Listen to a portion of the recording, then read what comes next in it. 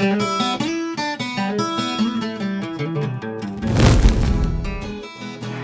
guys, this is Jay on the Pitmaster, and today I'm quite excited.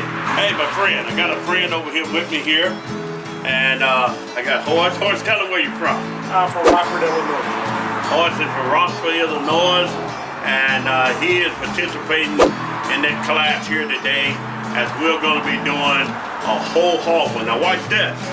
We're not doing it the way Rodney Scott or Ed Mitchell would do it down in the Carolina.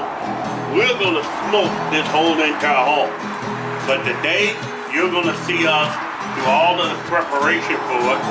Unfortunately, my busher don't want to butterfly my damn hogs anymore. So that you get a chance to get that training as well. As we're going to get there, we're going to butterfly this hog up on the day. So I'm quite excited about that. We're going to pop her open and let the magic begin.